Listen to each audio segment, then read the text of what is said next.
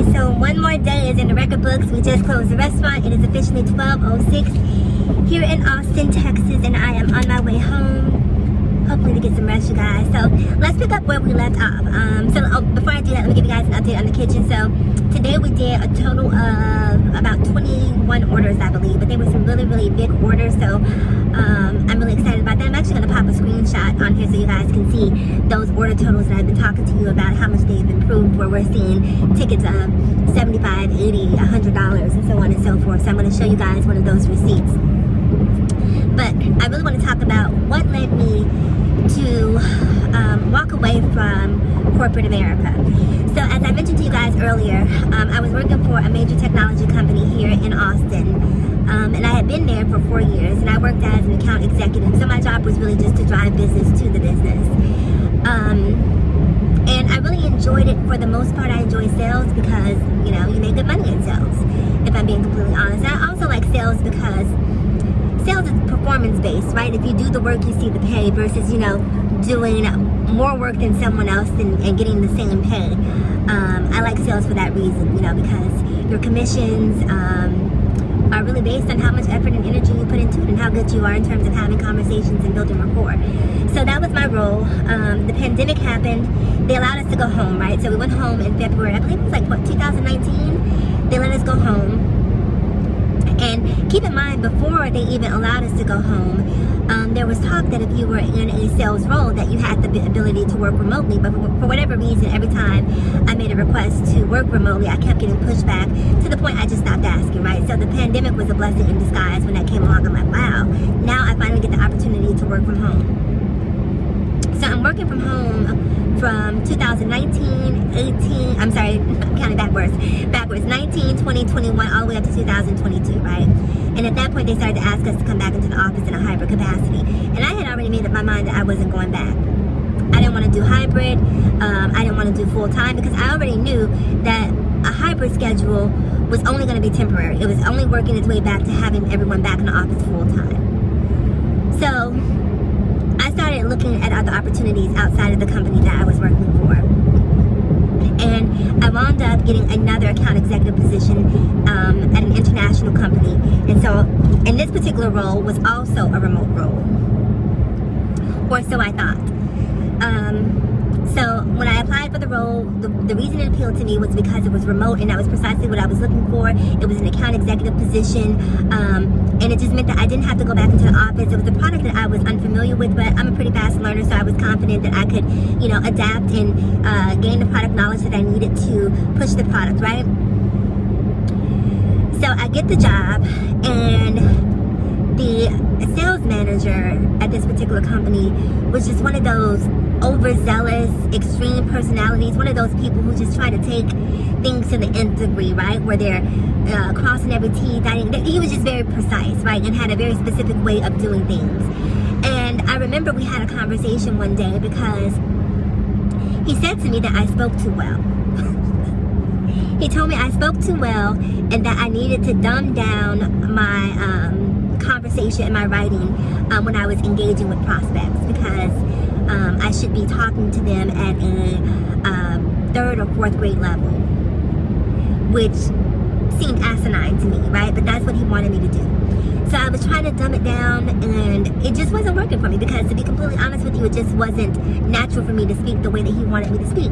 And to be completely frank with you, being a black person in corporate America, I didn't necessarily feel like I had the luxury to be as casual as some of my non-black contemporaries, right? Here goes that Austin traffic that I talk to you guys about all the time. So here we are having this exchange where he wants me to dumb down my conversation for prospects.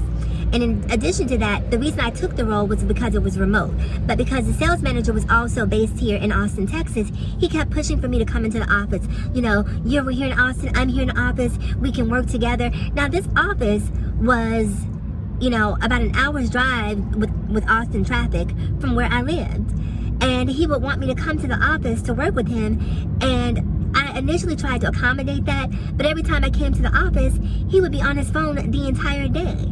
And so I'm not sure what sort of camaraderie he was trying to build, but it wasn't there, right? Because how are we going to build rapport if you are constantly on the phone handling business? That tells me that you don't have time to be here, and since you don't have time and I don't want to be here, let's just both be in our own separate spaces. There's no need to force a connection.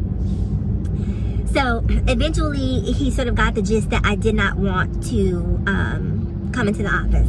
So once we got past me not coming into the office, because this was a sales role and initially there was no travel involved, suddenly there was all of this travel that they wanted me to do. They wanted me to go to Boston and to Chicago and to Las Vegas.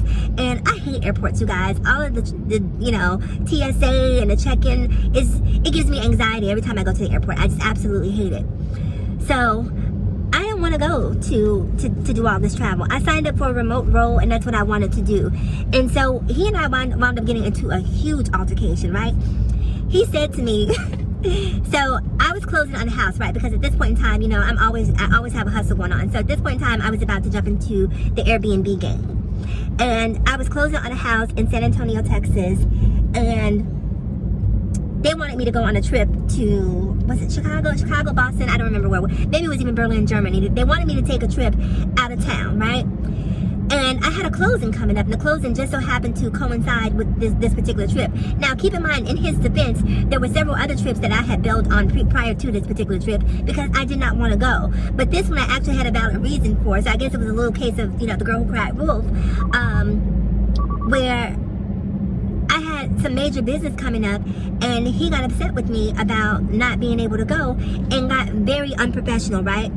So at one point in time, I said to him something to the effect, you know, that, you know, I'm sorry that this is happening or coincided, and his response was, well, I don't remember asking for your apology. And at that point, it's like, who are you talking to, sir? You're not talking to me that way. So when he started talking to me that way, I said to him, well, okay, if you don't want my apology, then consider it rescinded, right? This is pretty much verbatim the exchange that we're having, right? In a professional environment. So, you know, we're having a cat fight at this point in time. So he's going in on me and I'm going in on him. And I remember walking away from that conversation and thinking to myself, okay, that's it. That is it for me. I can't work for anyone else again. I don't have time to brown nose. I don't have time to stifle my voice. I don't have time to try to acquiesce and capitulate to appease people. I don't have time to do anything that I do not want to do. And I really came to the conclusion that I was a boss masquerading as an employee, right? I didn't want to work for anybody. I'm hard to manage, right? I'm hard to manage because I don't want to be managed. I'm unmanageable. And that's just one of those things that I had to be honest with myself. Yes, there was a problem, a personality conflict with me and that particular manager, but a lot of the conflict stemmed from me just simply not wanting to be there, not wanting to do the work, not wanting to be managed. And at that point, I said to myself, you just need to walk away. Go do your own thing. You have money saved. You have some other business ventures going. I had an Amazon store. I had gigging on the side, and I was like, let's just walk away. You know, I had the Airbnb thing happening at that same time. So I quit. I gave my resignation. I walked away and did not look back. All right, you guys, so I'm going to stop the story here because I'm sure I'm running out of time. And again, not to pull a Risa Teesa on you guys, but I will give you part 3 in the next video.